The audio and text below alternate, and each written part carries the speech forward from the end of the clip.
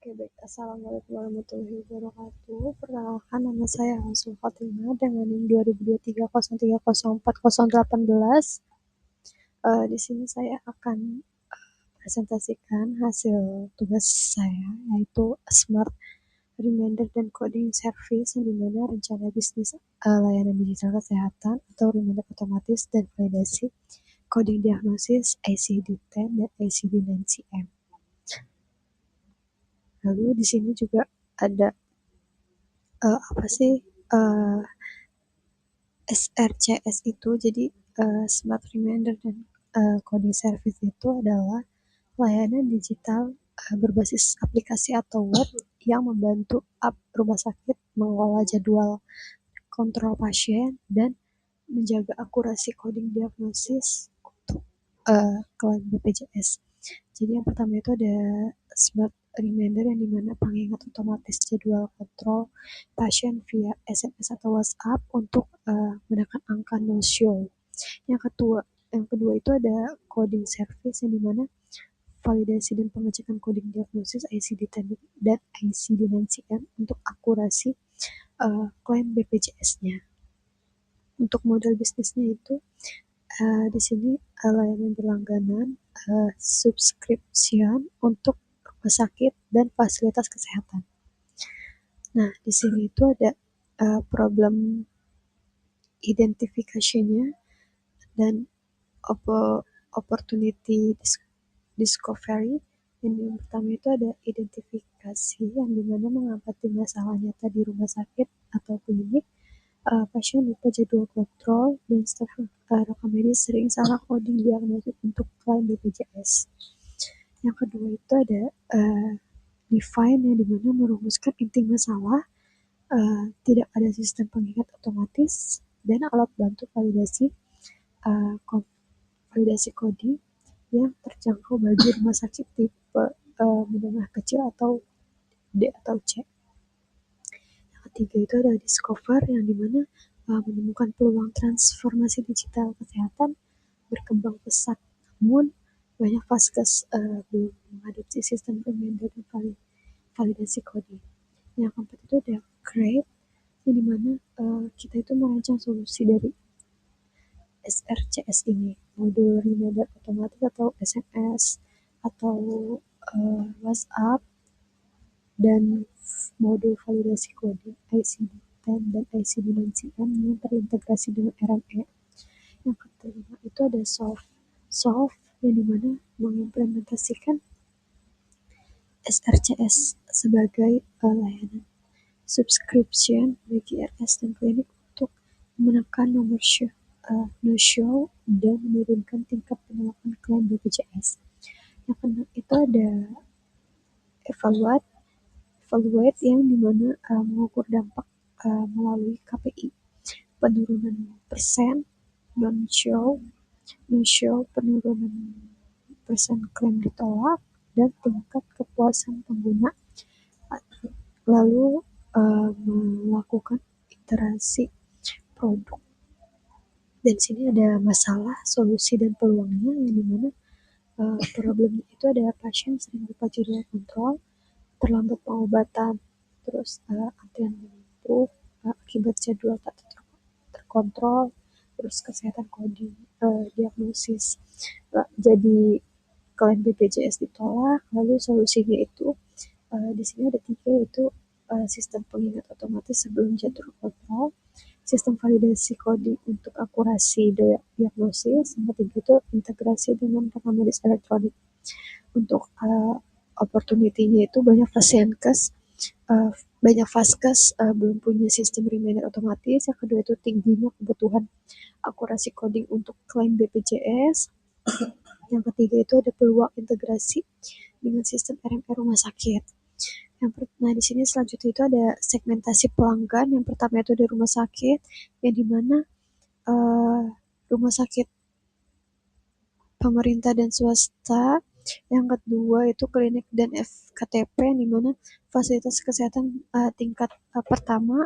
Yang ketiga ada petugas rekam medis, yang dimana juga coder yang menangani coding diagnosis. Yang keempat itu manajemen RS, di mana pengganti keputusan operasional rumah sakit. Untuk ininya utamanya itu institusi kesehatan yang menangani klaim BPJS dengan volume tinggi dan bergantung pada akurasi rekam medis.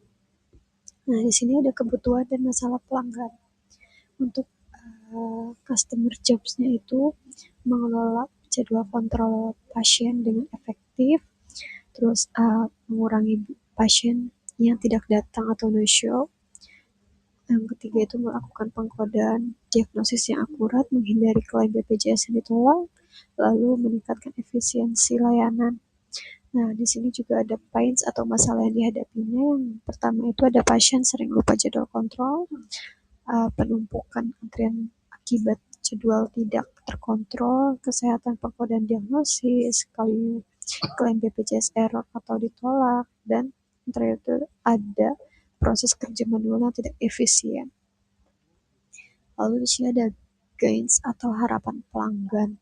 Yang pertama itu kita ada sistem otomatis atau mempermudah pekerjaan tenaga kesehatan sehari-hari. Yang kedua itu ada akurasi coding tinggi, yang dimana meminimalkan kesehatan diagnosis dan klaim. Ketiga, efisien waktu dan biaya itu untuk mengurangi beban kerja manual staf rekam medis.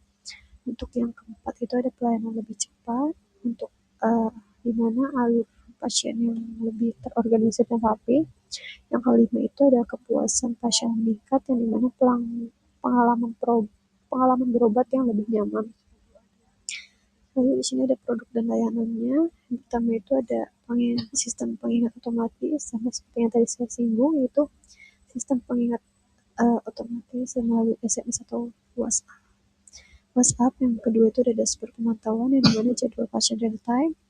Ketiga itu ada validasi coding ICD, yang dimana sistem validasi coding berbasis standar ICD.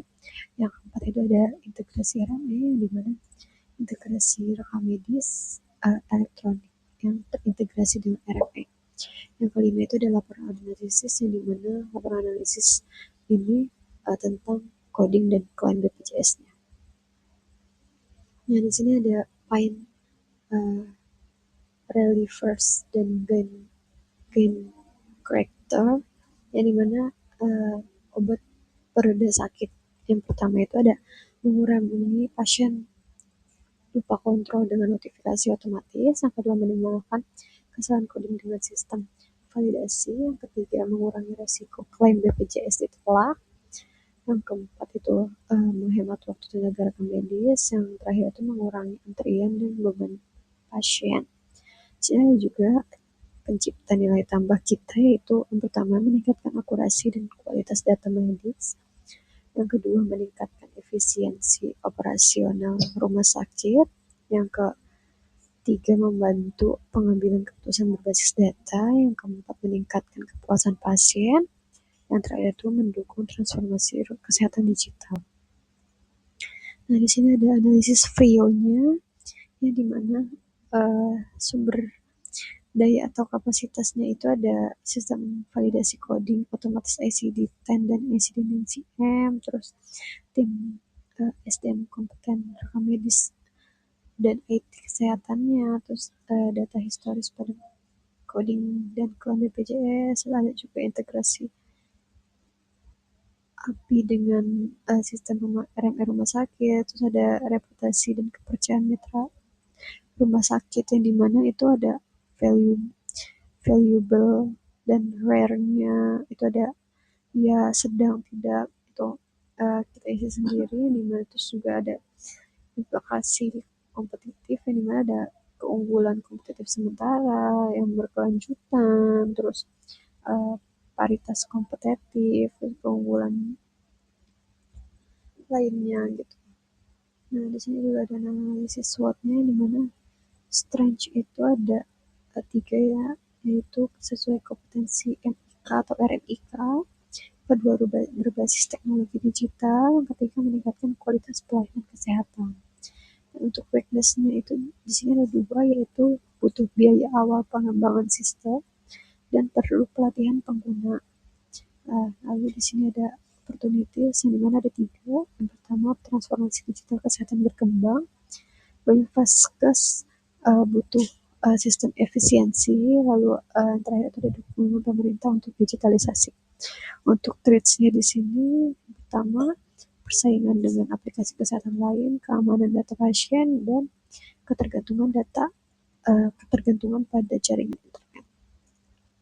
Nah, di sini analisis patch-nya itu ada politik yang dimana regulasi pemerintah terhadap digitalisasi layanan kesehatan dan BPJS untuk ekonominya, dengan ekonomi tersendiri di sini rumah sakit butuh efisiensi biaya operasional untuk menekankan gagal klaim. Untuk sosialnya di sini masyarakat semakin terbiasa menggunakan teknologi digital. Untuk teknologinya tersendiri perkembangan RME, AI, dan sistem informasi kesehatan mendukung usaha.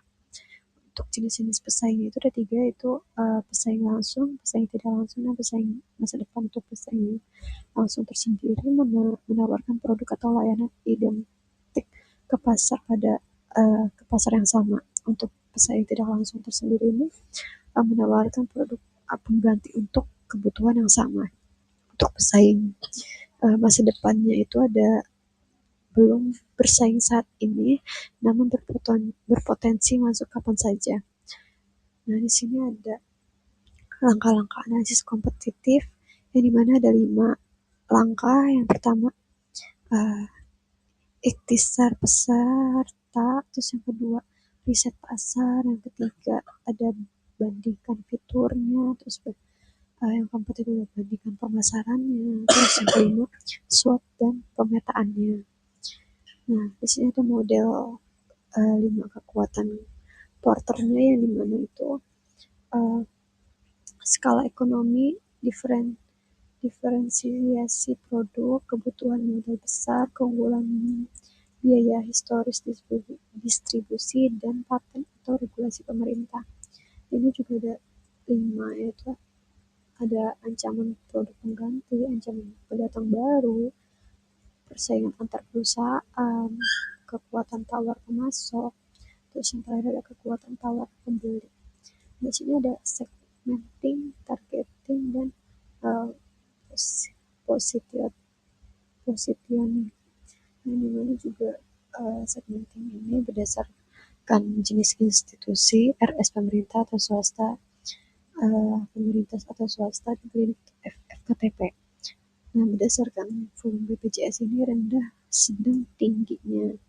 Nah, berdasarkan kesiapan teknologinya itu sudah atau belum pakai RME.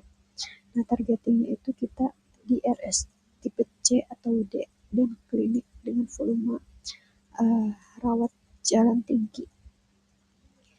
Nah, terus juga ada vaskes dengan tinggi penolakan klaim BPJS di atas rata-rata. Terus juga yang terakhir ini ada kota berkembang yang under served vendor RS besar. Terus untuk positioningnya mitra digital menuju klaim BPJS yang lebih akurat, terus juga mudah terjangkau dan mudah diintegrasikan, bukan sistem RMS SIM RS penuh. Terus juga terakhir ada fokus spesifik pada reminder dan coding, bukan solusi generic. Nah, di sini ada kanvas dari SRCS-nya, ada problemnya, ada solusinya.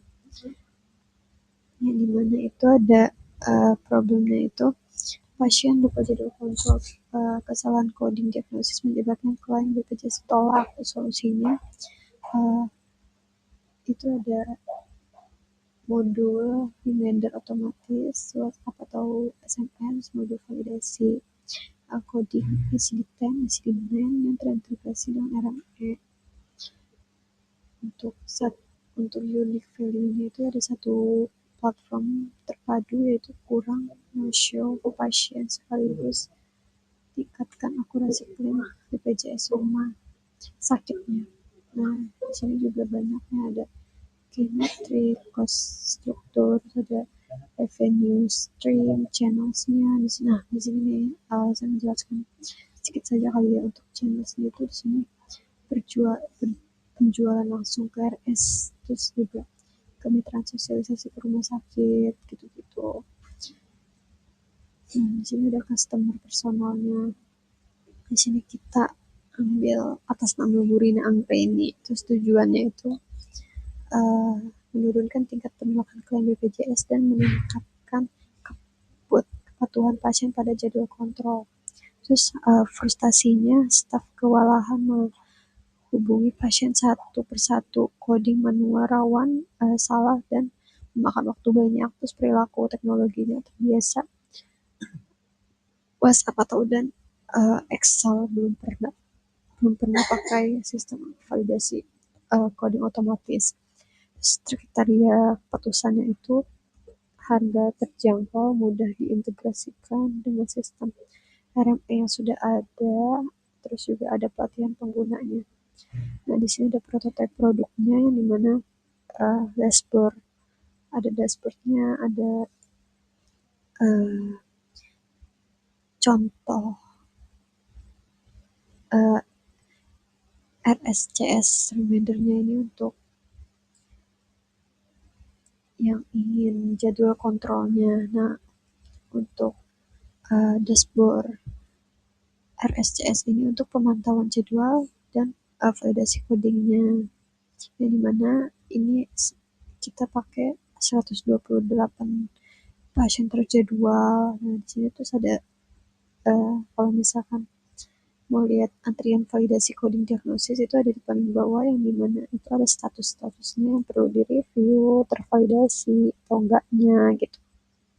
Nah, kesimpulan dari PPT ini, Smart Reminder dan Coding Service memberikan solusi digital terintegrasi untuk meningkatkan efisiensi pelayanan kesehatan, mengurangi kesalahan coding, serta membantu rumah sakit meningkatkan kualitas layanan dan keberhasilan klaim BPJS. Layanan ini berpotensi besar untuk mendukung digitalisasi kesehatan di Indonesia. Sekian itu saja pemaparan dari saya. Kurang lebihnya mohon maaf. Wassalamualaikum warahmatullahi wabarakatuh.